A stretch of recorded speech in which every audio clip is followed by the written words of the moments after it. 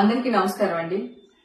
గతంలో ఎలా అయితే నా మీద పాజిటివ్ వచ్చిందని ఛానల్ వాళ్ళు, మీడియా వాళ్ళు అండ్ యూట్యూబ్ ఛానల్స్ వాళ్ళు ఎలా అయితే ప్రచారం చేశారో అదే పాత న్యూస్ ని తీసుకుని వచ్చి మళ్ళీ టెలికాస్ట్ చేస్తున్నారు. పాజిటివ్ వచ్చింది అని చెప్పి. ఇంకా చార్జ్ షీట్ నేనే చూడలేదండి. ఇంకా చార్జ్ షీట్ నా చేతికే రాలేదు. సో అలాంటిది మీ చేతికి ఎలా వచ్చింది? మీరు ఇలాంటి న్యూస్ ఎందుకు స్ప్రెడ్ చేస్తున్నారో నాకు అర్థం కావట్లేదు. నేను చాలా ప్రయత్నిస్తున్నాను. ఈ మధ్య కాలంలో ఎన్టీవీలో మళ్లీ న్యూస్ యథావిధిగా చేస్తున్నారు. ఎన్టీవీతో నాకున్న ప్రాబ్లం ఏంటంటే అక్కడ క్రైమ్ రిపోర్టరు రమేష్ వైట్లా అని చెప్పి ఆయన ఉన్నారు. లాస్ట్ టైం కూడా పుడింగ్ ఎలిమెంట్ విషయంలో కూడా ఇట్లానే రాంగ్ న్యూస్ వేశాడు అతను. నేను ఎన్టీవీకి వెళ్ళాను, అక్కడ ఎవరు లేరండి, చౌదరి గారు రాలేదన్నారు. సరే అండి అని చెప్పి అతని నెంబర్ తీసుకుని ఆయనకి ఫోన్ చేశారు, రమేష్ వైట్లకి ఫోన్ చేసి, ఏమండి నేను లేను అక్కడ, నా న్యూస్ వేయకండి ప్లీజ్, నా పేరు తీసేయండి అన్నా.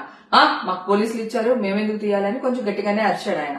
అరిస్తే సరేనండి నేను మాట్లాడుతున్నాను, మీరు అరుస్తున్నారు, సరే మీరు ఎక్కడున్నారు చెప్పండి, నేను అక్కడికి వచ్చి మాట్లాడతాను అన్నా. Okay, Banjara hills police station దగ్గర ఉన్నాను రండి అన్నాడు. సో నేను ఇమ్మీడియట్ గా call Banjara hills police station కి వెళ్ళాను. వెళ్తే అక్కడ అతను లేడు. అక్కడ వాళ్ళందరినీ అడిగే మీడియా వాళ్ళని, ఏమండి రమేష్ వైట్ల ఎక్కడ ఉన్నారు అంటే, లేదండి వెళ్ళిపోయారు అన్నారు. అంటే నేను వస్తున్నాను అని చెప్పిన తర్వాత కూడా అతను అక్కడి నుంచి వెళ్ళిపోయాడు. ఓకే, తర్వాత నేను అక్కడ అరిచాను, ఎట్లా ఎన్టీవీ వాడు న్యూస్ వేస్తాడు నా పైన, నేను అక్కడ లేనని చెప్పేసి అడగడం జరిగింది. అది మీ అందరికీ తెలుసు.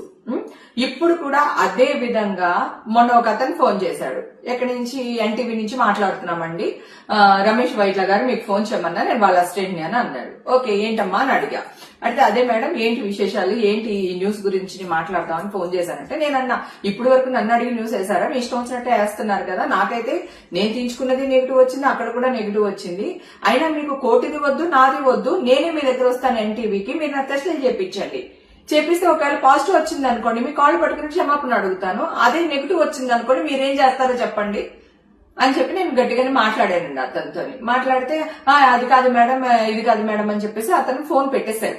ఓకే, ఇమ్మీడియట్ గా నేను ఛాలెంజ్ చేయగానే ఛాలెంజ్ యాక్సెప్ట్ చేయకుండా పెట్టేశారు. కట్ చేస్తే మళ్ళీ సేమ్ హేమకి డ్రగ్స్ తీసుకుంది, దానికి ఇవి వచ్చింది, మళ్ళీ పాజిటివ్ వచ్చింది అనే వేస్తున్నారు.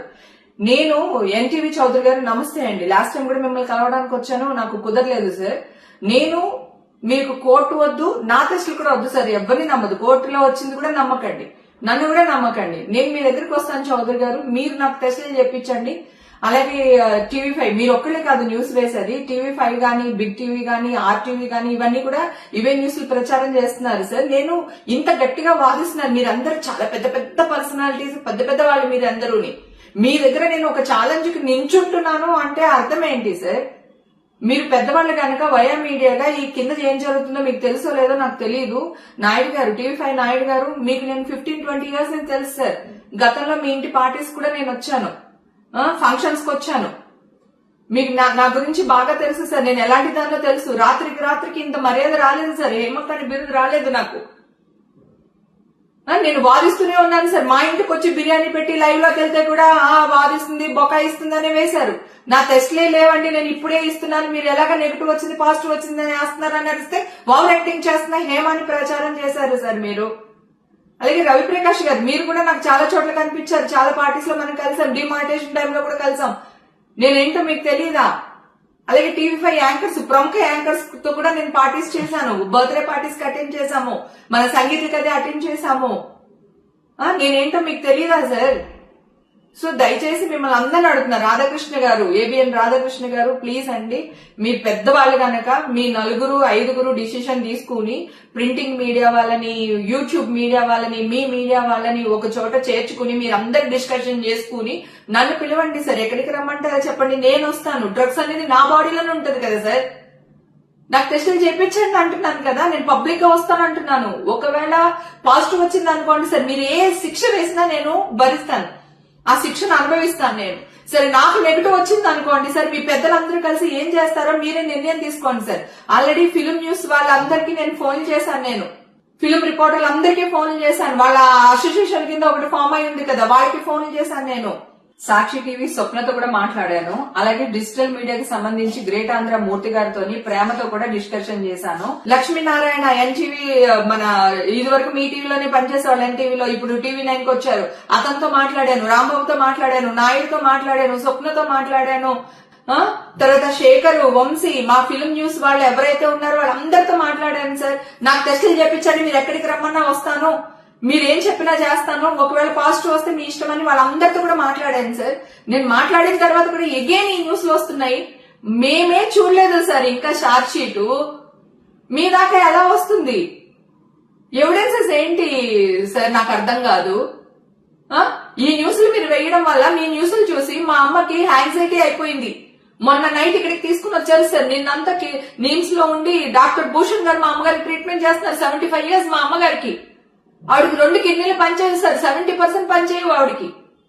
బ్లైండ్ లో క్లాట్ ఉంది దానికి. ఈ గుండు పాల్కొన్నది కుట్టలేదు, డోర్ పెట్టుకున్నది కుట్టలేదు, ఊడిచిలాడుతున్నారంట చెప్పుకున్నారు. అంతే, అదే అది కూడా కుట్టలేదు నాకు.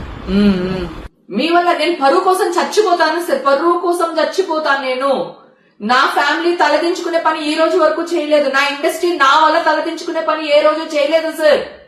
ఈ రోజు కూడా చెయ్యను, గతంలో చేయలేదు, ఫ్యూచర్ లో చెయ్యను సార్. దయచేసి దండం పెడుతున్నాను మీకు. దయచేసి మీ పెద్దవాళ్ళందరూ, రాధాకృష్ణ గారితో సహా, నాయుడు గారు, రాధాకృష్ణ గారు, ఎన్టీవీ చౌదరి గారు, మీరందరూ కలిపి ఒక డిసిషన్ తీసుకుని నన్ను ఒక 2-3 రోజుల్లో మీ దగ్గరికి పిలవండి సార్.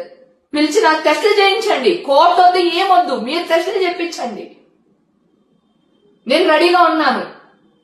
నేను మీకు అందరికీ సారీ చెప్తాను సార్. మీరు ఏ శిక్ష ఇచ్చినా అనుభవిస్తాను. అలాగే నాకు నెగిటివ్ వస్తే నాకేం న్యాయం చేస్తారో చెయ్యమని అడుగుతున్నాను సార్ నేను.